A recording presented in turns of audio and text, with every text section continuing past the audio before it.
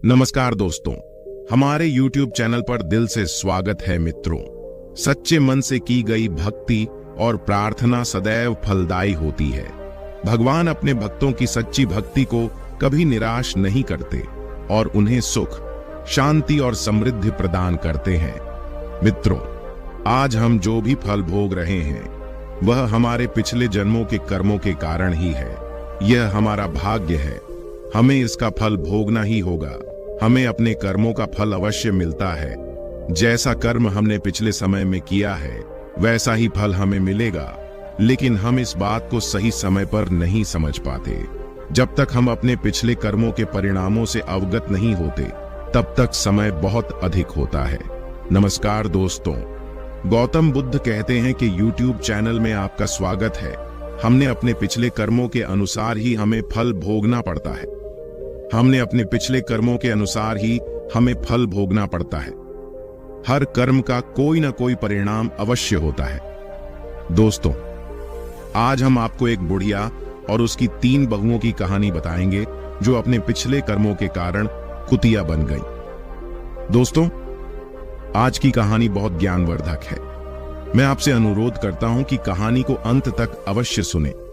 एक छोटे से गांव में एक बूढ़ी मां रहती थी। उसकी 3 बहुएं और 3 बेटे थे। बूढ़ी मां बहुत धार्मिक थी। वह प्रतिदिन अपना समय पूजा पाठ में बिताती थी। वह सुबह स्नान करने के लिए गंगा में जाती थी और भगवान की पूजा करती थी। वह कार्तिक महीने में विशेष स्नान और पूजा अर्चना करती थी। इस दौरान वह भगवान को मक्खन, दही और तुलसी के पत्ते चढ़ाती थी। वह प्रसाद अपने पड़ोसियों में बांटती थी। गांव के लोग उसकी पूजा का आदर करते थे। बूढ़ी मां कार्तिक माह में विशेष स्नान कर पूजा करती थी। कार्तिक पूर्णिमा के दिन वह विशेष स्नान कर भगवान की पूजा करती थी, लेकिन उसकी 3 बहुओं को यह बिल्कुल पसंद नहीं था। वे उसकी आस्था का मजाक उड़ाती थीं और प्रसाद खाने से मना कर देती थीं। वह कहती थी, इसमें तुलसी के पत्ते हैं, हम इसे नहीं खा सकते, यह सब दिखावा है। बूढ़ी मां यह सुनकर बहुत दुखी हुई, लेकिन वह चुपचाप पूजा पाठ करती थी। बूढ़ी मां के पति का कुछ साल पहले निधन हो गया था, इसलिए अब वह अकेली थी। उसके बेटे भी अपनी पत्नियों के कहने पर उससे दूर चले गए। अब वह सिर्फ अपनी पूजा पाठ पर ध्यान देती और पड़ोसियों में प्रसाद बांटती। लेकिन उसकी 3 बहुओं को यह बिल्कुल पसंद नहीं था। वह कहती थी, जब सांस चलती है पूजा पाठ करती रहती हूं, व्यर्थ खर्च करती हूं, पुजारियों को बुलाती हूं, मैं दान पुण्य करता हूं। अगर वह मर जाए तो अच्छा रहेगा, कम से कम यह खर्च तो बच जाएगा। बूढ़ी मां ने अपने 3 बेटों को बड़े प्यार से पाला था। उसने और उसके पति ने मिलकर उन्हें बड़ा किया था। लेकिन अब जब उसे अपने बेटों की सबसे ज्यादा जरूरत थी तो वे उससे दूर हो गए थे। बूढ़ी मां दिन रात भगवान से प्रार्थना करती और अपने बच्चों के लिए आंसू बहाती। वह कहती, हे भगवान, मैंने कभी किसी का बुरा नहीं चाहा, फिर मेरे साथ ऐसा क्यों हो रहा है। एक दिन बूढ़ी मां अपने भगवान के सामने प्रार्थना कर रही थी। उसकी आंखों में आंसू थे और वह भगवान से कह रही थी, हे भगवान, मुझे इस दुख से मुक्त करो, मेरे बच्चों का भला करो और उन्हें सही रास्ता दिखाओ।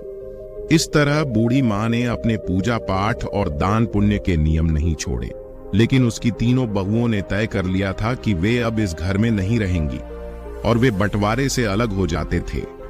वह सोचती थी, अगर हम अलग हो जाएं तो हम अपनी मर्जी से जी सकेंगे और हम अपनी प्रार्थनाओं के खर्च को बचा सकेंगे। 3 बहुओं ने एक दिन आपस में बात की और बंटवारे की योजना बनाई। वे अपने पतियों से कहने लगीं कि अब हमें अलग हो जाना चाहिए। छोटी बहू ने अपने पति से कहा, देखो, बड़े भाई के बच्चे बड़े हो रहे हैं और हमारे बच्चे छोटे हैं। हमें अभी भी बहुत काम करना है। हमें अपने बच्चों को पढ़ाना है। अगर हम अलग हो भी गए तो हम अपने बच्चों की अच्छी तरह से देखभाल कर पाएंगे। हम सांस लेने पर बहुत पैसा खर्च करते हैं। हम हमेशा पूजा पाठ में लगे रहते हैं और हम बहुत पैसा खर्च करते हैं। दूसरी बहू ने भी अपने पति से कहा, देखो, अब हमें अलग हो जाना चाहिए। हम जैसे चाहें वैसे रहेंगे। हम तय करेंगे कि क्या खर्च करना है और क्या नहीं। हम अब और नखरे और सांस लेने का खर्च नहीं झेल सकते। हमें अलग रहना है और बच्चों का ख्याल रखना है।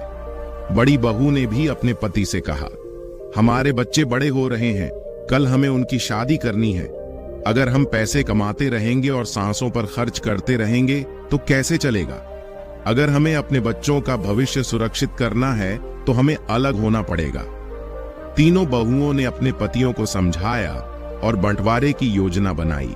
तीनों भाई बंटवारे के लिए तैयार हो गए। गांव के बुजुर्गों को बुलाया गया और घर का बंटवारा करने का फैसला किया गया। तीनों बहुएं भी बंटवारे में हिस्सा लेने के लिए तैयार हो गईं। गांव के बुजुर्गों ने घर को 4 हिस्सों में बांट दिया। 3 बेटों और एक बूढ़ी मां के लिए घर का सारा सामान भी 4 हिस्सों में बांट दिया गया। बूढ़ी मां अकेली रह गई। पंचायत ने अपना फैसला सुनाया और चली गई। तीनों बहुओं ने अपना सामान अपने अपने हिस्से में रख लिया। बूढ़ी मां के हिस्से में जो झोपड़ी थी उसी में वे रहने लगी। अब वह अकेली थी और अपने बेटों से निराश होकर अपने भगवान से प्रार्थना करती रहती थी। वह सुबह जल्दी उठकर गंगा में स्नान करती और भगवान विष्णु और माता लक्ष्मी की पूजा करती। प्रसाद बनाकर भगवान को भोग लगाती और फिर आस पड़ोस में प्रसाद बांटती। लेकिन अब वह बहुत अकेली हो गई थी। उसके तीनों बेटे उससे दूर हो गए थे और उसकी बहुओं ने उसे घर से निकाल दिया था। वह हर रोज भगवान से प्रार्थना करती थी, हे भगवान, मुझे इस दुख से बाहर निकालो, मेरे बच्चों का भला करो और उन्हें सही रास्ता दिखाओ। बूढ़ी मां के पास जो थोड़ा आटा, दाल और चावल था, वह उसी से काम चलाती थी। वह सोचती थी कि अब मुझे अपना जीवन ऐसे ही बिताना पड़ेगा। मेरे बच्चे मुझे छोड़कर चले गए हैं, लेकिन मैं भगवान की पूजा करना नहीं छोड़ूंगी। पूजा में कोई कमी नहीं थी। वह प्रतिदिन तुलसी के पत्तों से भगवान की पूजा करती और पड़ोसियों को प्रसाद बांटती थी। एक दिन जब बूढ़ी मां अपनी झोपड़ी में बैठी रो रही थी, तभी एक युवक ने आकर दरवाजा खटखटाया। बूढ़ी मां ने दरवाजा खोला तो देखा कि एक 21-22 साल का सुंदर लड़का खड़ा था। उसका चेहरा चमक रहा था। वह बोला, मां जी, आपने मुझे पहचाना नहीं, पर मैं आपके मायके से आया हूं। मेरा नाम माधव है। मेरे पिता ने मुझे तुम्हारी मदद करने के लिए भेजा है।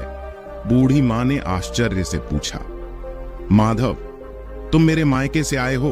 मैंने तुम्हें कभी नहीं देखा। तब माधव मुस्कुराया और बोला, हाँ मां जी, मैं आपके भाई का पोता हूं।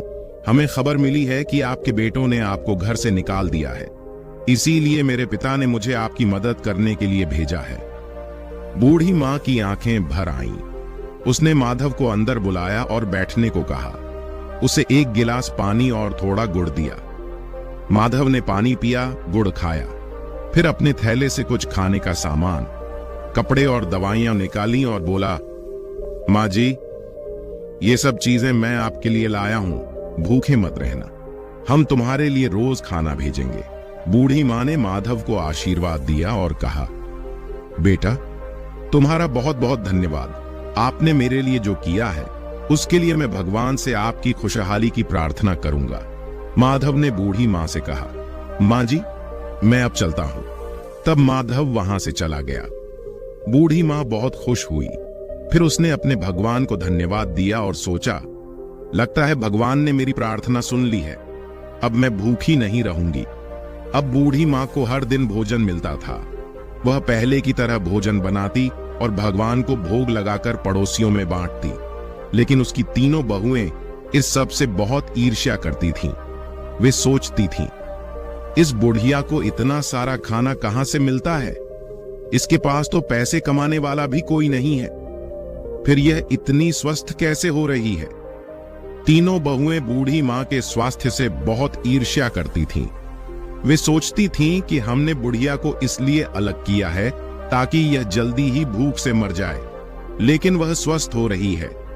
एक दिन बहुओं ने बूढ़ी मां की झोपड़ी में जाकर पता लगाने का फैसला किया कि वहां क्या हो रहा है। अगले दिन जब बूढ़ी मां नहाने गई थी, तीनों बहुएं उसकी झोपड़ी में घुस गईं। वहां उन्होंने देखा कि झोपड़ी में दाल, चावल, आटा, मसाले सूखे मेवे और कई तरह के बढ़िया खाने के सामान रखे हुए हैं। बहुएं हैरान हो गईं। वे आपस में बातें करने लगीं कि यह बुढ़िया कितनी चतुर निकली। हम तो समझ रहे थे कि भूख से मर रही होगी, पर यहां तो सब कुछ मौजूद है। बड़ी बहू ने कहा, उसने हमारे घर से चोरी करके यह सब इकट्ठा किया होगा। हम अपने काम में व्यस्त रहे और वह अपना घर भरती रही। अब उसे सबक सीखना पड़ेगा। बड़ी बहू ने कहा, हां, हमें उससे सबक सिखाना चाहिए। चलो देखते हैं उसने यहां क्या क्या इकट्ठा किया है। सबसे छोटी बहू भी सहमत थी। वह सही थी, हमें उसके खिलाफ कुछ करना होगा। तीनों बहुएं अपना सामान घर ले जाने लगी। जैसे ही उन्होंने खाना उठाया तो देखा कि उसमें तुलसी के पत्ते थे। उन्होंने गुस्से में तुलसी के पत्ते नाली में फेंक दिए। ये देखकर वे और भी क्रोधित हो गए और सामान उठाकर बाहर जाने लगे। तभी एक अजीब घटना घटी। तीनों बहुओं ने देखा कि उनके हाथ पैर धीरे धीरे कुत्तों के पंजे बन रहे हैं। वे डर गईं और चीखने लगीं, लेकिन कोई उनकी मदद नहीं कर सका। कुछ ही पलों में तीनों बहुएं कुत्तियां बन गईं। गांव में हलचल मच गई। थोड़ी देर बाद जब बच्चों और पतियों ने यह देखा तो हैरान रह गए। तीनों के बच्चे चिल्लाने लगे, मां कुतिया बन गई है। पापा देखो, मां को क्या हो गया। तीनों बहुओं के पति समझ नहीं पा रहे थे कि यह कैसे हो गया। उन्होंने कुत्ते को घर से बाहर निकालने की कोशिश की, लेकिन वह घर से बाहर जाने को तैयार नहीं थी। वह अपनी भाषा में कुछ समझाने की कोशिश कर रही थी, पर कोई भी उसकी बात नहीं समझ पाया।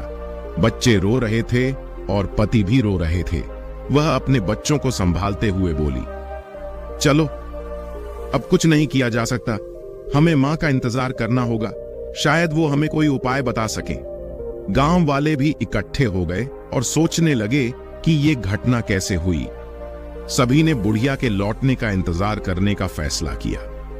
बुढ़िया को अब अपने दैनिक जीवन में कुछ राहत मिल रही थी। माधव हर दिन भोजन रखता और बुढ़िया पहले की तरह भगवान का भोग लगाकर प्रसाद बांटती। लेकिन उसे इस बात का बिल्कुल भी अंदाजा नहीं था कि उसके घर में क्या हो रहा है। उसे लग रहा था कि सब कुछ पहले जैसा ही चल रहा है। इधर तीनों बहुएं घर के आंगन में बैठी अपनी पत्नियों के लौटने का इंतजार कर रही थीं। गांव वाले भी इस विचित्र घटना से हैरान थे। सब कहते थे कि यह बुढ़िया की भक्ति और उसकी तपस्या का फल है। कुछ गांव वालों ने बुढ़िया को स्नान के लिए जाते हुए देखा। उन्होंने सोचा कि अब उसे सब कुछ बता देना चाहिए। वे उसके पास गए और बोले, मां, कुछ अजीब हो रहा है। तुम्हारी तीनों बहुएं कुतिया बन गई हैं। बुढ़िया को बहुत आश्चर्य हुआ। उसने सोचा, ये कैसे संभव है। उसने तुरंत स्नान किया और घर लौट आई। उसके मन में बहुत सी शंकाएं थीं। उसने भगवान से प्रार्थना की, हे भगवान, मेरे घर की रक्षा करो और मेरे बच्चों को सही रास्ता दिखाओ। जब बुढ़िया घर पहुंची तो उसने देखा कि गांव वाले उसके घर के सामने इकट्ठे हुए हैं। उसने पूछा, क्या हुआ, यहां इतनी भीड़ क्यों है। गांव वालों ने उसे सारी बात बताई। बुढ़िया ने अपने बेटों को बुलाया और पूछा, ये सब कैसे हुआ, तुमने क्या किया। बेटों ने रोते हुए अपनी मां को सारी बात बताई। उन्होंने कहा, मां, हमसे बहुत बड़ी गलती हो गई। हमारी बीवियों ने तुम्हारा सामान नाली में फेंक दिया और वे कुत्ते बन गए। अब हमें नहीं पता कि उन्हें कैसे ठीक किया जाए। बूढ़ी औरत ने अपने बेटों को सांत्वना देते हुए कहा, भगवान सब ठीक कर देंगे, चिंता मत करो। बुढ़िया ने भगवान से प्रार्थना की और उनसे समाधान मांगा। उसने सोचा कि शायद कोई आर्षी या संत इसका समाधान बता सकें। वह तुरंत पास के शहर में एक आर्षी के पास गई और उन्हें सारी बात बताई। आर्षी ने उसकी बात ध्यान से सुनी और कहा, यह तुम्हारी भक्ति और तपस्या का फल है, लेकिन चिंता मत करो, इसका एक उपाय है। बुढ़िया ने पूछा, आर्षीवर, कृपया मुझे कोई उपाय बताएं। मैं अपने बच्चों को इस हालत में नहीं देख सकती। आर्षीवर ने कहा, तुम्हें कार्तिक माह में विशेष पूजा करनी होगी। तुम्हें अपनी बहुओं को नहलाकर ब्राह्मणों को भोजन करवाना होगा और उनका झूठा भोजन बहुओं को खिलाना होगा। इससे वे अपने असली रूप में आ जाएंगी। बुढ़िया ने औरशी को धन्यवाद दिया और अपने बेटों को उपाय बताया। बेटों ने कहा, माताजी, हम आपकी बात मानेंगे, हम यह उपाय अवश्य पूरा करेंगे। बुढ़िया कार्तिक मास की विशेष पूजा की तैयारी करने लगी। उसके तीनों बेटे और गांव के लोग भी इस पूजा में मदद करने लगे। बेटों ने पूजा की सारी सामग्री इकट्ठी की और भगवान के लिए प्रसाद बनाने की व्यवस्था की। बुढ़िया रोज सुबह नहाने के लिए नदी पर जाती और नहाने के लिए पानी इकट्ठा करती।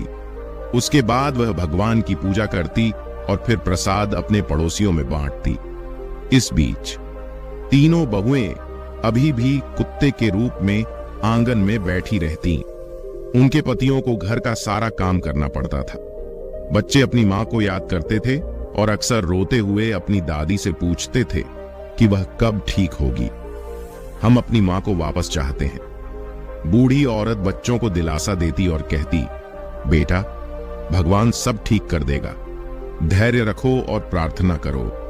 बच्चों को शांत करने के लिए वह उन्हें कहानियां सुनाती और उनके साथ समय बिताती। बुढ़िया ने पूजा के लिए 5 ब्राह्मणों को बुलाया। बेटों ने भी अपनी तरफ से 5 ब्राह्मणों को बुलाया। इस तरह कुल 21 ब्राह्मण बुलाए गए। ब्राह्मणों के लिए विशेष भोजन तैयार किया गया। कार्तिक पूर्णिमा का दिन आया और बुढ़िया ने अपने बेटों की मदद से ब्राह्मण भोजन तैयार किया। सुबह सुबह सभी ब्राह्मणों को ब्राह्मण के घर आमंत्रित किया गया और उन्हें विशेष भोजन कराया गया। ब्राह्मण भोजन के बाद बुढ़िया ने सभी के पैर छुए और भगवान से प्रार्थना की, हे भगवान, मेरी बहुओं को उनके असली रूप में वापस ला दो, उन्हें मेरी कार्तिक पूर्णिमा का फल प्राप्त हो। ब्राह्मण तृप्त हुए और भोजन किया। उन्होंने वृद्धा को आशीर्वाद दिया और कहा, माता, तुम्हारी पूजा और तपस्या सफल होगी, भगवान तुम्हारी प्रार्थना अवश्य सुनेंगे। ब्राह्मण भोजन के बाद बुढ़िया ने तीनों बहुओं को बुलाया और तीनों को भगवान को देकर बड़े प्रेम से झूठा भोजन खाने लगी। बुढ़िया ने उन पर गंगा जल छिड़का और नहाने के पानी से उन्हें नहलाया। जैसे ही गंगा जल और नहाने का पानी बहुओं पर छिड़का गया, चमत्कार हुआ।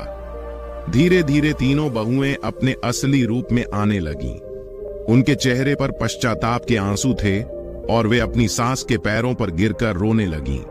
तीनों बहुएं बोलीं, माता जी, हमें माफ कर दीजिए, हमने आपका बहुत बुरा किया है, हमें अपने कर्मों की सजा मिल गई है। अब हम तुम्हें कभी परेशान नहीं करेंगे और हमेशा तुम्हारी सेवा करेंगे। बुढ़िया ने उन्हें गले लगाया और कहा, बेटा, भगवान ने तुम्हें माफ कर दिया है।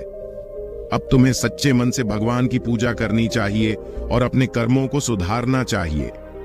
तीनों बहुओं ने अपनी सासों के साथ वचन लिया कि वे हर साल कार्तिक स्नान और पूजा करेंगी और कभी भी बुढ़िया का अपमान नहीं करेंगी। इस तरह पूरे परिवार ने मिलकर भगवान की पूजा की और प्रसाद वितरित किया। तीनों बहुओं के अपने मूल स्वरूप में आ जाने से घर में ऊर्जा और शांति का नया माहौल बन गया। बुढ़िया की भक्ति और तपस्या ने पूरे परिवार को नया जीवन दे दिया। अब सभी लोग मिलकर भगवान की पूजा करते और कार्तिक स्नान की महिमा बताते। बुढ़िया ने अपने बेटों और बहुओं को भक्ति और सेवा का महत्व समझाया। उसने कहा, देखो बेटा, भगवान की पूजा और सेवा से हमें सच्चा आनंद और शांति मिलती है। हमें हमेशा सच्चे मन से पूजा करनी चाहिए और दूसरों की मदद करनी चाहिए। बड़ी बहू बोली, माता जी, अब हमें भगवान की पूजा का महत्व समझ में आ गया है। हम हर वर्ष कार्तिक स्नान करेंगे और भक्ति भाव से रहेंगे। बड़ी बहू ने भी अपनी मां से कहा, माता जी, हमें क्षमा कर दीजिए, हमने आपके साथ बहुत बुरा किया है। अब हम आपकी सेवा करेंगे और आपके साथ भगवान की पूजा करेंगे। सबसे छोटी बहू ने भी अपनी मां को वचन दिया, मां, अब हम साथ रहेंगे और आपको कभी कोई परेशान नहीं करेगा। हम कार्तिक स्नान करेंगे और पूजा करेंगे। बुढ़िया बहुत खुश हुई और अपने बच्चों को आशीर्वाद दिया। अब घर में सभी लोग मिलजुल कर रहने लगे। अगले साल कार्तिक पूर्णिमा पर पूरे परिवार ने मिलकर विशेष पूजा का आयोजन किया। घर को सजाया गया और भगवान विष्णु और माता लक्ष्मी की विशेष पूजा की गई। तीनों बहुएं सुबह जल्दी उठकर गंगा स्नान करने चली गईं। स्नान करने के बाद उन्होंने भगवान का भोग तैयार किया। बुढ़िया ने सबको तुलसी के पत्तों का इस्तेमाल करना और भगवान को भोग लगाना सिखाया। उसने कहा कि तुलसी के पत्तों में दैवीय शक्ति होती है और भगवान को यह बहुत प्रिय है।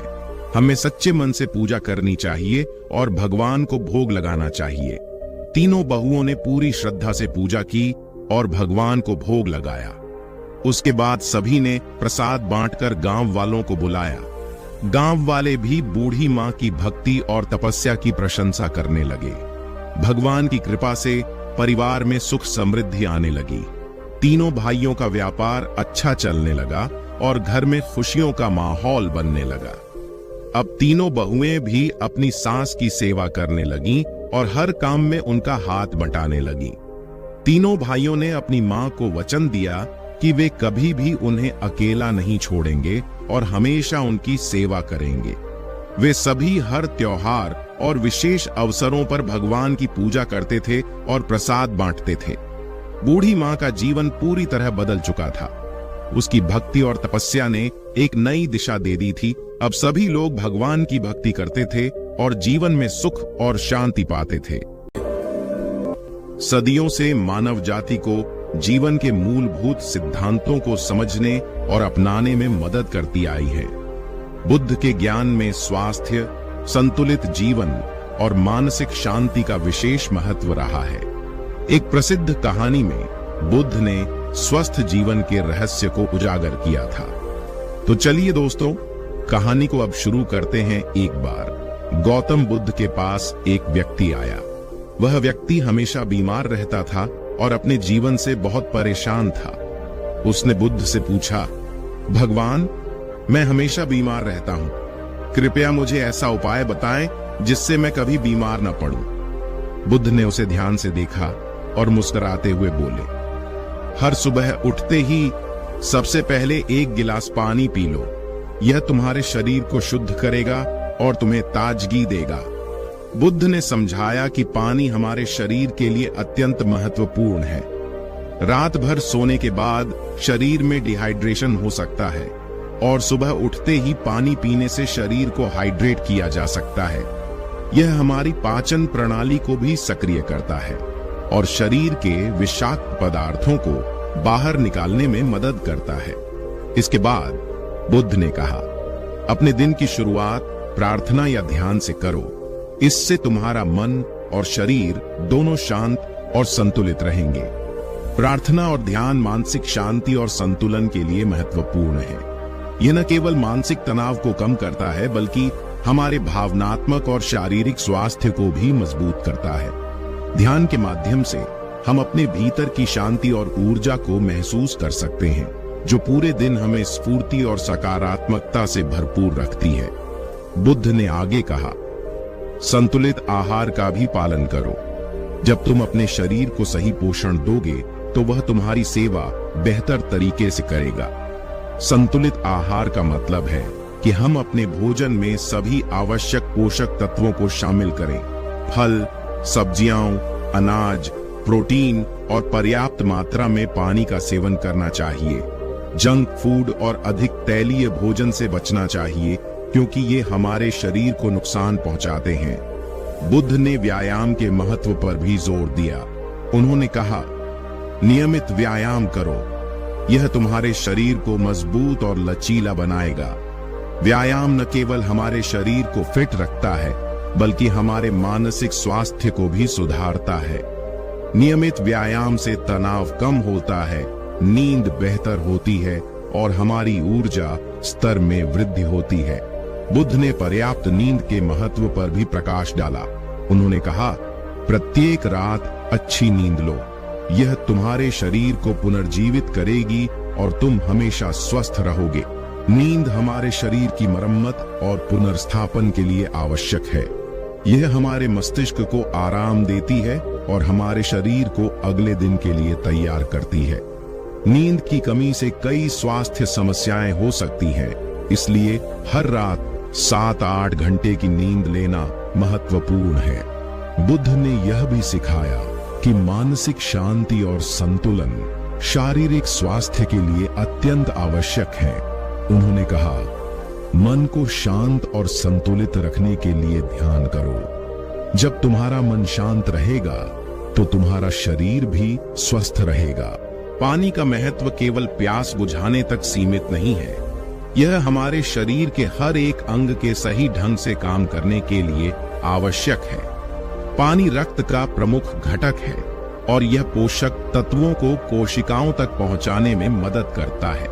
सुबह उठते ही पानी पीने से हमारा मेटाबॉलिज्म बूस्ट होता है और यह दिन की शुरुआत में हमें ऊर्जा देता है।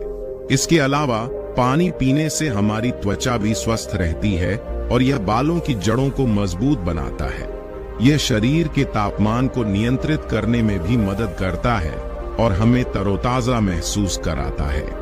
जब हम पर्याप्त पानी पीते हैं तो हमारे गुर्दे भी बेहतर तरीके से काम करते हैं और शरीर से विषाक्त पदार्थ बाहर निकालते हैं। प्रार्थना और ध्यान हमारे मानसिक स्वास्थ्य के लिए अमृत के समान है। प्रार्थना करने से हमारे भीतर की नकारात्मकता दूर होती है और हम सकारात्मक ऊर्जा से भर जाते हैं। ये हमारे विचारों को शुद्ध करता है और हमें ईश्वर के करीब लाता है। ध्यान एक मानसिक अभ्यास है जो हमें वर्तमान क्षण में जीने की कला सिखाता है। यह हमारे मन को शांत करता है और हमारी सोच को स्पष्ट करता है। नियमित ध्यान करने से तनाव कम होता है, एकाग्रता बढ़ती है और हमारी स्मरण शक्ति भी बेहतर होती है। ध्यान से हमारे मस्तिष्क के वे हिस्से सक्रिय होते हैं जो हमें खुशी और संतोष का अनुभव कराते हैं। संतुलित आहार हमारे शरीर के सही विकास और कार्यप्रणाली के लिए अत्यंत आवश्यक है। संतुलित आहार में सभी प्रकार के पोषक तत्व शामिल होने चाहिए, जैसे कि कार्बोहाइड्रेट, प्रोटीन, वसा, विटामिन और खनिज। फलों और सब्जियों में विटामिन और खनिज भरपूर मात्रा में होते हैं जो हमारी रोग प्रतिरोधक क्षमता को बढ़ाते हैं। अनाज और दालें हमारे शरीर को आवश्यक कार्बोहाइड्रेट और प्रोटीन प्रदान करते हैं। वसा, जो हमें दूध, घी और तेल से मिलती है, हमारी ऊर्जा का मुख्य स्रोत है। एक संतुलित आहार से न केवल हमारा शरीर मजबूत होता है, बल्कि यह हमारी त्वचा को भी चमकदार बनाता है और हमारे बालों को स्वस्थ रखता है। यह हमारे पाचन तंत्र को भी बेहतर बनाता है और हमें बीमारियों से बचाता है। नियमित व्यायाम हमारे शारीरिक और मानसिक स्वास्थ्य के लिए अत्यंत महत्वपूर्ण है। यह हमारे शरीर को मजबूत और लचीला बनाता है और हमारी रोग प्रतिरोधक क्षमता को बढ़ाता है। व्यायाम से हमारी हड्डियां और मांसपेशियां मजबूत होती हैं और हमारा हृदय स्वस्थ रहता है। व्यायाम का प्रभाव हमारे मानसिक स्वास्थ्य पर भी पड़ता है। यह हमारे मूड को बेहतर बनाता है और हमें तनाव और चिंता से राहत दिलाता है। व्यायाम करने से हमारे शरीर में एंडोर्फिन नामक हार्मोन का स्राव होता है, जो हमें खुशी और संतोष का अनुभव कराता है। नींद हमारे शरीर और मन की मरम्मत और पुनर्स्थापन के लिए आवश्यक है। यह हमारे मस्तिष्क को आराम देती है और हमारी स्मरण शक्ति को बेहतर बनाती है। पर्याप्त नींद लेने से हमारा मेटाबॉलिज्म बेहतर होता है और हम अगले दिन के लिए तैयार होते हैं। नींद की कमी से हमारा इम्यून सिस्टम कमजोर हो सकता है और हम बीमारियों के प्रति अधिक संवेदनशील हो सकते हैं। यह हमारे मानसिक स्वास्थ्य पर भी बुरा प्रभाव डालता है और हमें तनाव और अवसाद का अनुभव हो सकता है। इसलिए प्रत्येक रात 7-8 घंटे की नींद लेना अत्यंत महत्वपूर्ण है। इस प्रकार गौतम बुद्ध ने उस व्यक्ति को बताया कि एक स्वस्थ जीवन के लिए सही दिनचर्या और आदतें बहुत महत्वपूर्ण हैं। उन्होंने सिखाया कि शारीरिक और मानसिक स्वास्थ्य के लिए हमें सही आहार, नियमित व्यायाम, पर्याप्त नींद और ध्यान का पालन करना चाहिए। इन सभी उपायों को अपनाकर हम न केवल बीमारियों से बच सकते हैं, बल्कि एक संतुलित और सुखी जीवन भी जी सकते हैं। बुद्ध के ये उपदेश आज भी उतने ही प्रासंगिक हैं जितने कि उनके समय में थे। आधुनिक जीवन की भागदौड़ और तनावपूर्ण माहौल में उनके द्वारा बताए गए ये सरल उपाय हमें एक स्वस्थ और सुखी जीवन जीने की प्रेरणा देते हैं। बुद्ध का यह संदेश हमें यह समझाता है कि स्वास्थ्य का रहस्य बाहरी उपचारों में नहीं, बल्कि हमारे दैनिक जीवन की साधारण आदतों में छिपा हुआ है। आशा है कि आप सभी को बुद्ध के बताए हुए फायदा से बहुत कुछ सीखने को मिला होगा। इस पूरी दुनिया में अगर कोई चीज है जिसे कंट्रोल करना या काबू करना बहुत मुश्किल है, तो वह है हमारा मन, यानी हमारा दिमाग। हर कोई चाहता है कि उसका मन उसके काबू में रहे, क्योंकि मन के काबू में रहने पर ही हम कोई भी काम अच्छे से कर पाएंगे और उसमें सक्सेस अचीव कर पाएंगे। अब चाहे वह पढ़ाई पर मन लगाना हो, अपनी नौकरी पर मन लगाना हो, अपने बिजनेस पर मन लगाना हो, या फिर मन की शांति पाने के लिए मेडिटेशन पर मन लगाना हो, या फिर दुनिया के किसी भी काम पर मन लगाना हो। कहने का मतलब यह है कि आप कोई भी काम करें, उस पर मन लगाना बहुत जरूरी है, तभी आप उसमें सक्सेस पा सकते हैं। लेकिन यह काम इतना आसान नहीं है, लेकिन नामुमकिन भी नहीं है। इस वीडियो में आप एक ऐसी कहानी सुनेंगे जिसे सुनने के बाद आप अच्छे से जान पाएंगे कि हमारा मन किसी काम पर क्यों नहीं लगता और मन लगाने के लिए हमें क्या करना होगा। लेकिन इसके लिए सबसे पहले आपको इस कहानी में अपने मन को कंसंट्रेट करना होगा, और कंसंट्रेशन की जर्नी में यही आपका सबसे पहला स्टेप होगा। तो चलिए कहानी शुरू करते हैं। एक बार की बात है, एक जैन मास्टर हर दिन की तरह अपने शिष्यों को मेडिटेशन यानी ध्यान सिखा रहे थे। तभी उनके एक शिष्य ने जैन मास्टर से कहा, मास्टर, मैं कई दिनों से बहुत कंफ्यूज्ड हूँ। एक सवाल मुझे कई दिनों से परेशान कर रहा है। मैंने उस सवाल का जवाब जानने की बहुत कोशिश की, लेकिन मुझे उस सवाल का जवाब नहीं मिल पाया। क्या आप मुझे उस सवाल का जवाब देंगे? मास्टर ने कहा, हाँ पूछो, क्या पूछना चाहते हो? तब शिष्य ने कहा, मास्टर, जब भी मैं पानी पीता हूँ तो मेरी प्यास बुझ जाती है, या जब भी कोई व्यक्ति पानी पीता है तो उसकी प्यास बुझ जाती है। पानी सभी के लिए एक जैसा काम करता है कि जब भी कोई पानी पीता है तो उसकी प्यास बुझ जाती है। लेकिन मेडिटेशन के मामले में ऐसा क्यों नहीं होता? जबकि हम सभी आपके बताए नियमों के अनुसार मेडिटेशन करते हैं, लेकिन हम में से कुछ लोग बहुत जल्दी ध्यान की अवस्था यानी मेडिटेशन की स्टेज में पहुंच जाते हैं, और कुछ लोग थोड़े समय के बाद मेडिटेशन की स्टेज में पहुंचते हैं। लेकिन कुछ ऐसे भी होते हैं जो कभी मेडिटेशन की स्टेज में नहीं पहुंच पाते। बस यही सवाल मुझे बार बार परेशान कर रहा है कि जब सभी लोगों को एक साथ पानी पीने को दिया जाए और एक ही पानी पीने को दिया जाए, तो उस पानी को पीने से सबकी प्यास बुझ जाती है। ऐसा कोई नहीं होगा जिसकी प्यास ना बुझे। तो मेडिटेशन में ऐसा क्यों नहीं होता? मेडिटेशन सबके लिए एक जैसा काम क्यों नहीं करता? शिष्य की बात सुनकर जीन मास्टर ने कहा कि दरअसल तुम्हारा सवाल यह है कि जब तुम मेडिटेशन करने बैठते हो तो तुम्हारा माइंड उस पर कंसंट्रेट क्यों नहीं होता।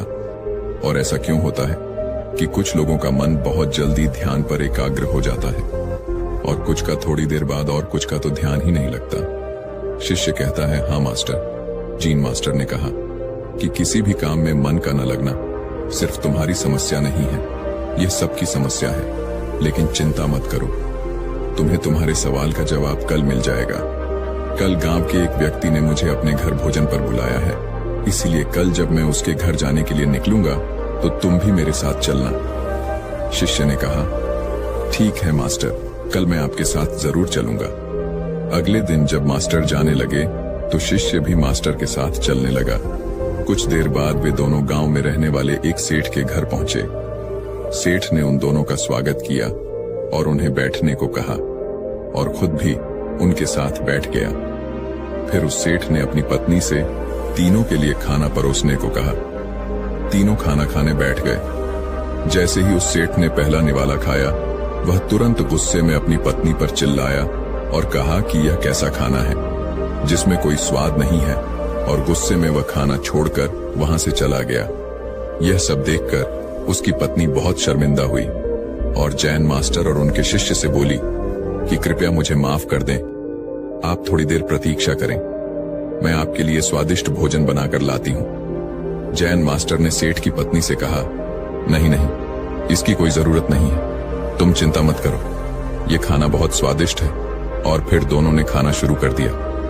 थोड़ी देर में दोनों ने खाना खा लिया, लेकिन जीन मास्टर ने अपनी थाली में 2 रोटियां छोड़ दी और सेठ की पत्नी से कहा, क्या तुम यह 2 रोटियां बांधकर मुझे दे सकती हो? उसकी पत्नी ने दोनों रोटियां बांधकर जैन मास्टर को दे दी। इसके बाद दोनों वहां से जाने लगे और जाने से पहले उनकी मुलाकात उस सेठ से हुई। सेठ को अपने व्यवहार पर पछतावा हुआ और वह उन दोनों से अपने किक माफी मांगने लगा। जैन मास्टर ने कहा, कोई बात नहीं, और दोनों वहां से चले गए। रास्ते में जैन मास्टर ने अपने शिष्य से पूछा कि उसे खाना कैसा लगा। शिष्य बोला, मास्टर खाना बहुत स्वादिष्ट था, मुझे बहुत अच्छा लगा। मास्टर ने पूछा, क्या तुम्हें इसके अलावा कुछ और नहीं लगा? मतलब तुम्हें कुछ और समझ में नहीं आया? शिष्य बोला, मास्टर इसके अलावा मुझे और क्या लग सकता है? स्वादिष्ट खाना खाकर मुझे अच्छा लगा और मेरी भूख भी मिट गई। मास्टर ने कहा, खाना वाकई बहुत स्वादिष्ट था, लेकिन जो खाना हमें परोसा गया था वही उस सेठ को भी परोसा गया था। फिर उस सेठ को खाना क्यों पसंद नहीं आया? यह सुनकर शिष्य सोच में पड़ गया और मास्टर से बोला, आप बिल्कुल सही कह रहे हैं मास्टर, मैंने इस बारे में तो सोचा ही नहीं, आप ही मुझे कुछ बताइए। मास्टर ने कहा कि तुम मेरे साथ चलते रहो। चलते चलते वे दोनों बहुत दूर निकल गए। शिष्य ने मास्टर से कहा कि हम अपने मठ के रास्ते पर नहीं हैं, हम कहाँ जा रहे हैं? मास्टर ने कहा कि तुम बस चलते रहो। फिर थोड़ा आगे चलने पर एक बहुत ही गरीब आदमी मास्टर के सामने आया और वह मास्टर के पैरों में गिर गया और कहा, मेरी मदद कीजिए, मैं पिछले 4 दिनों से भूखा हूं, मुझे कुछ खाने को दे दीजिए। मास्टर ने उस गरीब आदमी को एक पेड़ के नीचे बैठाया और जो 2 रोटियां उन्होंने बांधी थी उन्हें उस गरीब आदमी को दे दिया। रोटी देखते ही गरीब आदमी ने जल्दी से उन रोटियों को ले लिया और खाने लगा। खाते समय उसकी आंखों से आंसू निकल रहे थे। वह रोते हुए खा रहा था और वह अपने हाथों से ऐसे इशारे कर रहा था जैसे वह किसी अदृश्य शक्ति से कह रहा हो, इस रोटी के लिए तेरा बहुत बहुत धन्यवाद। रोटी खाने के बाद उस गरीब आदमी ने मास्टर को धन्यवाद दिया। मास्टर ने गरीब आदमी से पूछा कि रोटी का स्वाद कैसा था? गरीब आदमी ने कहा कि इसमें स्वाद नहीं, इसमें तो जीवन था। यह रोटियां नहीं थी, बल्कि इसमें स्वयं ईश्वर थे, स्वयं जीवन था। यह कहकर गरीब आदमी वहां से चला गया। मास्टर ने शिष्य से कहा, देखा, भोजन तो वही था, लेकिन उस सेठ को इसमें कोई स्वाद नहीं लगा। मुझे यह स्वादिष्ट लगा और तुम्हें भी भोजन अच्छा लगा, और इस गरीब आदमी को भोजन में स्वाद नहीं, बल्कि उसे इस भोजन में ईश्वर और भगवान दिखाई दिए। इससे पता चलता है कि हम जो भोजन करते हैं उससे हम सभी को अलग अलग संतुष्टि मिलती है।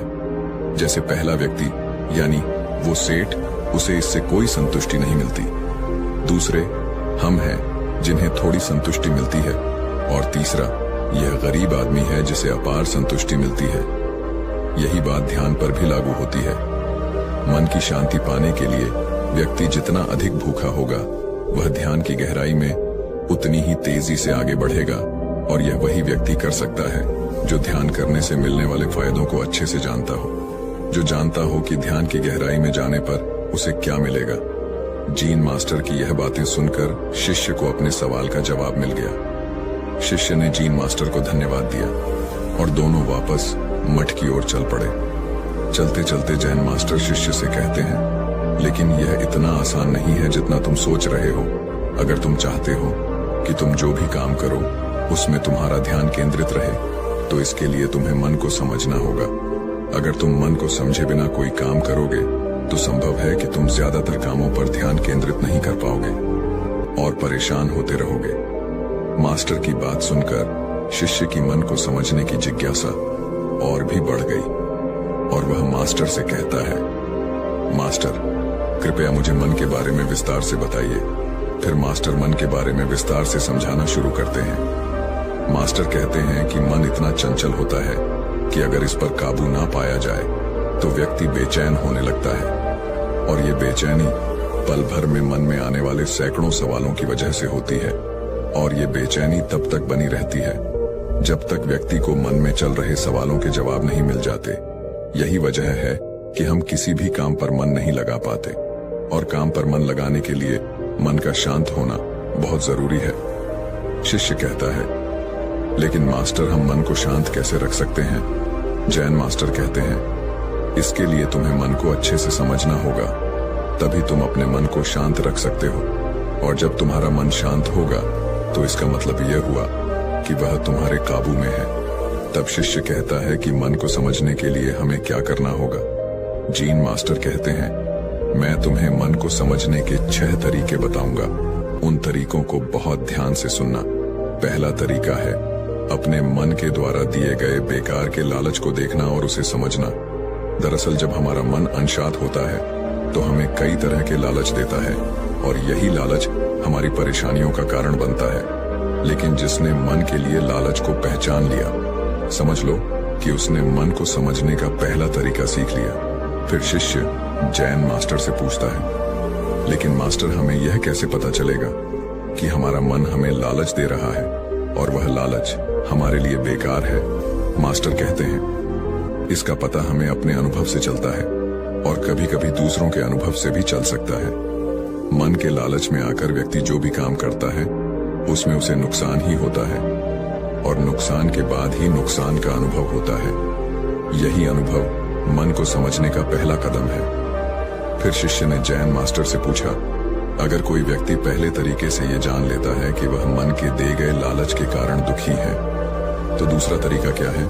जैन मास्टर कहते हैं, दूसरे तरीके के लिए तुम्हें एक ऐसे व्यक्ति को ढूंढना होगा जो पहले से ही अपने मन को जान चुका हो और उससे मुक्त हो। वास्तव में केवल ऐसा व्यक्ति ही तुम्हें सही रास्ता दिखा सकता है। शिष्य कहता है, लेकिन ऐसे व्यक्ति को हम कैसे पहचान सकते हैं? जेएनयू मास्टर कहते हैं, सुनना। किसी व्यक्ति की बात सुनना ही किसी के मन को समझने का तीसरा तरीका है। शिष्य कहता है, क्या हम उसे देखकर नहीं पहचान सकते? जीन मास्टर कहते हैं, कोई व्यक्ति भले ही बहुत शांत और बहुत अच्छा दिख सकता है, लेकिन उसके मन में क्या है यह केवल उसके शब्दों से ही जाना जा सकता है। लेकिन कभी कभी शब्द धोखा भी दे सकते हैं। इसीलिए किसी की बातों पर तब तक विश्वास नहीं करना चाहिए जब तक कि वह तुम्हारे विवेक की कसौटी पर खरान उतर जाए। अब जैन मास्टर शिष्य को चौथा तरीका बताते हैं। जैन मास्टर कहते हैं कि मन को समझने का चौथा तरीका है, कर्म खुद को जानने के लिए सही दिशा में काम करना जरूरी है। लेकिन काम करते समय इंसान हर बार 2 गलतियां करता है। पहली गलती होती है किसी काम को शुरू ही नहीं करना और दूसरी गलती होती है काम शुरू करके उसे पूरा ना करना। इन दोनों गलतियों के पीछे हमारा मन ही होता है। कुछ लोग इसलिए अपना काम शुरू नहीं कर पाते क्योंकि वो सोचते हैं कि मैं काम कल से शुरू करूंगा और कुछ को लगता है कि मैं फेल हो जाऊंगा। इन गलतियों का मुख्य कारण है जागरूकता यानी अवेयरनेस की कमी, और अवेयरनेस की कमी के कारण ही मन इंसान को सही दिशा में आगे नहीं बढ़ने देता। जैन मास्टर कहते हैं कि मन को जानने और समझने का 5वां तरीका है अवेयरनेस। इसलिए हर काम को अवेयरनेस के साथ करना बहुत जरूरी है। बिना अवेयरनेस के जिया गया हर पल और किया गया कोई भी काम मौत के समान है। शिष्य मास्टर से पूछता है कि उसे अपनी अवेयरनेस के लेवल को बढ़ाने के लिए क्या करना चाहिए। मास्टर कहते हैं, ध्यान, मेडिटेशन। ध्यान के जरिए ही अवेयरनेस बढ़ाई जा सकती है। ध्यान मन को जानने, समझने और काबू करने का आखिरी तरीका है। मतलब ध्यान वह नाव है जिस पर बैठकर मन रूपी नदी को पार किया जा सकता है। जो व्यक्ति पहले 5 तरीकों से मन को समझ लेता है वह मन को जीत लेता है और अपने मन पर पूरा कंट्रोल कर लेता है। शिष्य को अब जीन मास्टर की बातों से सब कुछ समझ आ गया था और उसने जैन मास्टर को पूरे दिन की यात्रा के लिए और ध्यान और मन के बारे में इतनी जरूरी जानकारी देने के लिए तहे दिल से धन्यवाद दिया और इसके साथ ही उनकी यात्रा भी समाप्त हो गई। एक बार गौतम बुद्ध अपने शिष्यों को शिक्षा दे रहे थे। तभी उनके एक शिष्य ने उनसे 3 प्रश्न पूछे। पहला, सबसे भाग्यशाली कौन है? दूसरा, दुनिया में सबसे ताकतवर कौन है? तीसरा, जो अपनी बात से मुकर जाता है उसका क्या होता है? आखिर में क्या होता है? गौतम बुद्ध कहते हैं, आपके तीनों सवाल बहुत महत्वपूर्ण हैं, क्योंकि हर इंसान के लिए इन तीनों सवालों के जवाब जानना जरूरी है। इसीलिए मैं आपको यह कहानी सुना रहा हूं। उस कहानी में आपको अपने तीनों सवालों के जवाब मिल जाएंगे। कृपया कहानी को ध्यान से सुनें। एक जंगल में एक बहुत बड़ा बरगद का पेड़ था। उस पेड़ पर एक बाज था। उस बरगद के पेड़ से थोड़ी दूर पर एक मवेशी था। उस मवेशी में एक सांप था। एक दिन जैसे ही सांप मवेशी से बाहर आया, बाज सांप को देख रहा था। जब सांप मवेशी से बाहर आया तो बाज ने सांप को मारा, लेकिन सांप मवेशी से बाहर नहीं आया, इसलिए वह मवेशियों के पास वापस चला गया। थोड़ी देर बाद सांप मवेशियों से बाहर आया। सांप मवेशियों से बाहर आया और देखा कि बाज यहां था, या फिर वह कहीं और चला गया। फिर बाज ने सांप को फिर मारा, लेकिन वह फिर से अपने मवेशियों के बीच छिप गया। जैसे ही सांप अपने पिंजरे से बाहर आने की कोशिश करता है, बाज उस पर हमला कर देता है और उसे ले जाने की कोशिश करता है। बाज सोच रहा था, जब भी तुम बाहर आओगे मैं तुम्हारे लिए खाना बनाऊंगा। और सांप बाज के डर से मवेशियों में छिप गया। जब सांप काफी देर तक मवेशियों में रहा तो सांप सोचने लगा, अगर कहीं से राजा विक्रम आ जाएं तो दूसरों का दुख दूर कर देंगे, और राजा विक्रम ही हैं जो मुझे इस बात से बचा सकते हैं। तो राजा विक्रम को याद करके सांप मवेशियों में छिप गया, और जो भी उस रास्ते से निकलता सांप कहता, मेरा संदेश राजा विक्रम तक पहुंचा दो या मुझे राजा विक्रम से मिलवा दो, फिर मैं जीवन भर उनका आभारी रहूंगा। फिर एक दिन राजा विक्रम, जो दूसरों के दुख दूर करते थे, जंगल में जा रहे थे और वह उस रास्ते से बाहर जा रहे थे। तभी सांप को लगा कि रास्ते से कोई जा रहा है, इसलिए उसने मवेशियों के अंदर से कहा, अगर कोई मुझे राजा विक्रम से मिलवा दे तो मैं जीवन भर उसका आभारी रहूंगा। जब राजा विक्रम ने यह सुना तो उन्होंने कहा, तुम राजा विक्रम से क्या चाहते हो? सांप ने कहा, देखो, राजा विक्रम दूसरों के दुख दूर करते हैं और मैं कई दिनों से इस गड्ढे में फंसा हुआ हूं। मैं बहुत दुखी हूं। अगर मैं इस गड्ढे से बाहर निकलता हूं तो इस पेड़ पर एक बाज है, उसी समय वह बाज मुझ पर हमला कर देगा है, इसलिए मैं इस छेद से बाहर नहीं आ पाता और मुझे खाने को कुछ नहीं मिलता। मैं इस गड्ढे में फंसा हुआ हूं, इसी तरह अपना जीवन बिता रहा हूं। राजा विक्रम बोले, हे सर्पराज, मैं राजा विक्रम हूं, बताओ मैं तुम्हारे दुख का निवारण कैसे कर सकता हूं? तो सांप ने कहा, हे राजन, जो तुम्हें ठीक लगे वह करो, पर मुझे इस पर अकेला छोड़ दो, नहीं तो वह एक दिन मुझे मार डालेगा।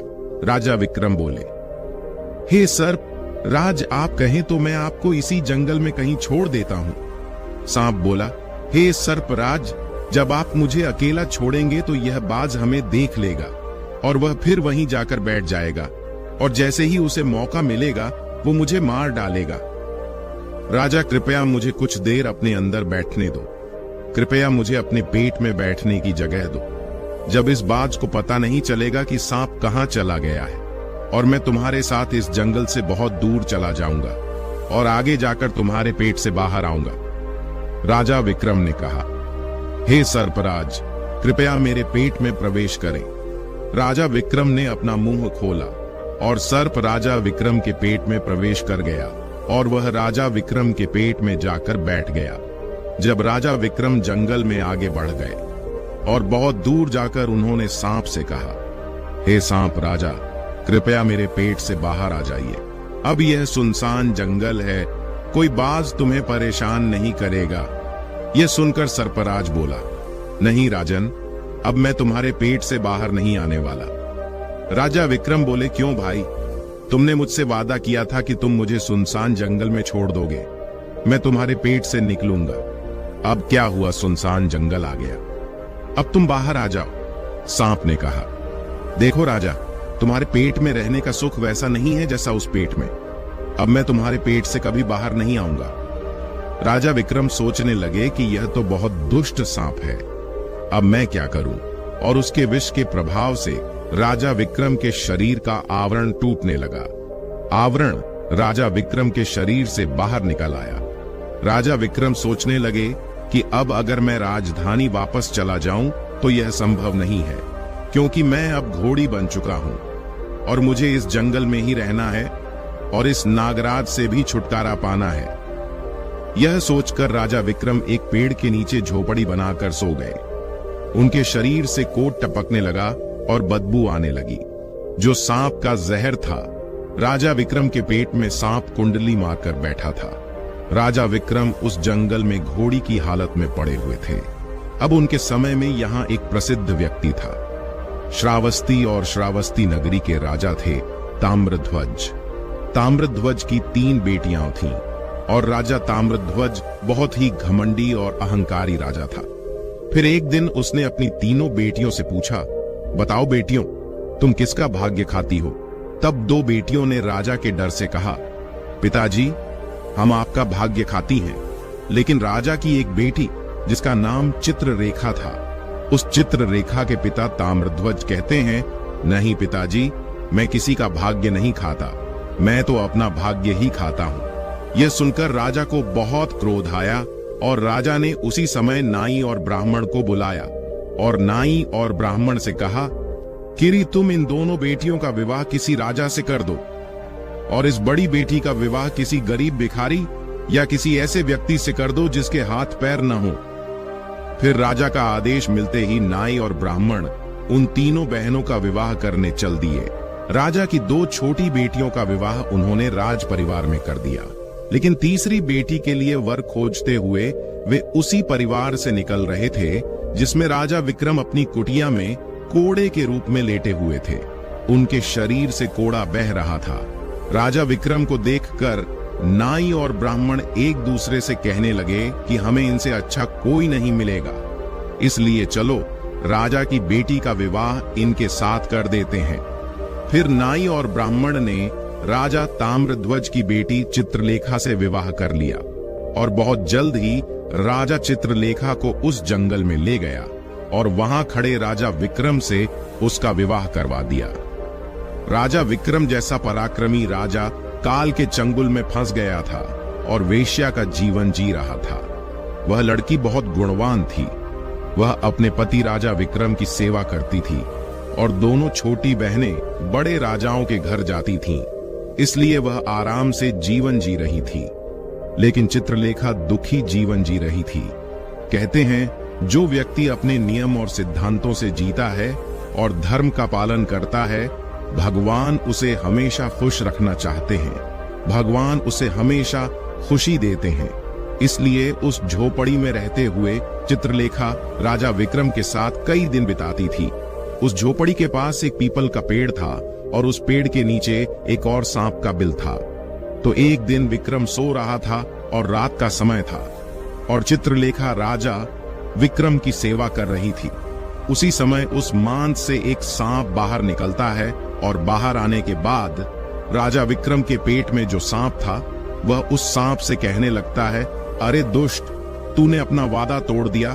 तूने राजा विक्रम से कहा था कि मैं जंगल में जाऊंगा और तुम्हारी पीठ से निकलूंगा और तू ऐसे परोपकारी राजा की पीठ में जाकर बैठ गया। तुम्हारे विष के कारण राजा का पूरा शरीर कट गया। क्या तुम्हें शर्म नहीं आती कि तुमने ऐसा जघन्य कार्य किया? क्योंकि इतने समय में राजा विक्रम न जाने कितने लोगों की जान ले चुका है। यह कहता रहता है कि अगर कोई सुन रहा हो तो मैं तुम्हें तुम्हारी मौत का उपाय बताता हूं। अगर कोई गंगा जल लाकर इस राजा को दे दे तो तुम उसी समय टुकड़ों में कटकर खोह से बाहर आ जाओगे। अब राजा के पास बैठा हुआ सांप दूसरे सांप से कहने लगा कि तुम्हारे जैसा मैंने आज तक कोई नहीं देखा। तुम तो धन के भंडार पर बैठे हो। यदि यह धन मानव समुदाय के कल्याण के लिए लगाया जाता तो भगवान जाने कितने मनुष्यों को इससे लाभ होता। मैं तुम्हें तुम्हारी मृत्यु का उपाय भी बताऊंगा। कोई सुन रहा हो तो बता दूं कि अगर कोई पीपल का तेल गर्म करके तुम्हारे बिल में डाल दे तो उसी समय तुम्हारा नाश हो जाएगा, और अगर तुम बिल से इस स्थान को खोदोगे तो तुम्हें यहां अनंत धन संपत्ति प्राप्त होगी। चित्रलेखा बहुत ध्यान से सुन रही थी। चित्रलेखा ने सोचा कि यह राजा विक्रम है और इसके अंदर कोई सांप बैठा है। इस कारण राजा के शरीर में खुजली हो रही है। अतः बेचारी चित्रलेखा साधु के आश्रम में जाती है और साधु से निवेदन करती है कि मुझे 1 गिलास गंगा जल चाहिए। साधु ने कहा, आप कौन हैं और गंगा जल क्या देंगे? तो चित्रलेखा बोली, हे मुनिवर, मैं चित्रलेखा हूं राजा ताम्रध्वज की और मुझे अपने पति के लिए औषधि के रूप में गंगा जल चाहिए। साधु ने उसे 1 गिलास गंगा जल दिया।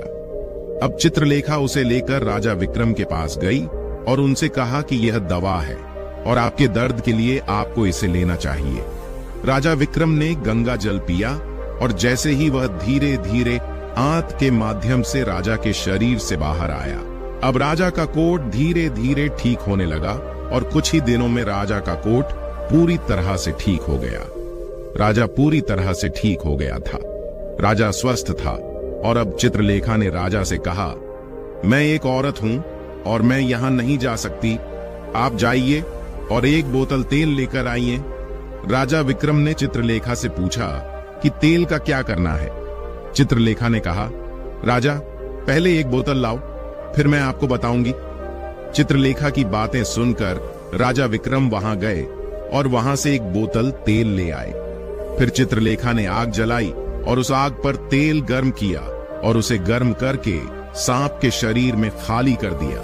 जैसे ही विक्रम ने चित्रलेखा से सांप के शरीर को खोदने के लिए कहा, राजा विक्रम ने सांप के शरीर को खोदा और सांप का माल बाहर निकाला। चित्रलेखा ने कहा, राजा मैं जानती हूं कि आप राजा विक्रम हैं, लेकिन मेरे पिता ने मेरा अपमान किया है और मुझे कोड़ा मारा है, पर मैं अपना भाग्य खाता हूं, तो मेरे पिता का महल इससे बेहतर होना चाहिए। राजा विक्रम ने कहा, चित्रलेखा तुम क्या कह रही हो, हम राजा हैं, यहां महल क्यों, तुम उज्जैन जाओ। लेकिन चित्रलेखा ने नहीं सुनी। तब राजा विक्रम ने एक महल बनवाया। यह भारत के इतिहास का सबसे शक्तिशाली समय था। चित्रलेखा राज्य में सबसे शक्तिशाली थी। चित्रलेखा इतिहास में थी। ताम्रदास ने सोचा, ये कौन है और हमें क्यों बुला रही है। जब ताम्रदास उस लड़की के पास पहुंचा तो उसने उसे पहचान लिया। चित्रलेखा ने ताम्रदास से कहा, पिताजी मैं चित्रलेखा हूं और मैं आपसे कहती थी कि मैं अपना भाग्य खाती हूं। देखो मैं अपना भाग्य खुद खाता हूं, मैं तुम्हारा भाग्य नहीं खाता। तुमने मुझे एक लड़की दी, लेकिन मेरा भाग्य तो एक सम्राट ने लिखा था। देखिए पिताजी, मैं उज्जैन के राजा विक्रम की पत्नी हूं। राजा ताम्रदास सोचता है और उस लड़की से अपने अपराध के लिए क्षमा मांगता है। यह दुनिया का सबसे मजबूत वक्त है और हर कोई किसी और की किस्मत नहीं खाता।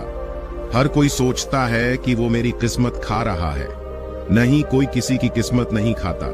जो खाता है अपनी किस्मत खुद खाता है। दाने दाने पर खाने वाले का नाम है।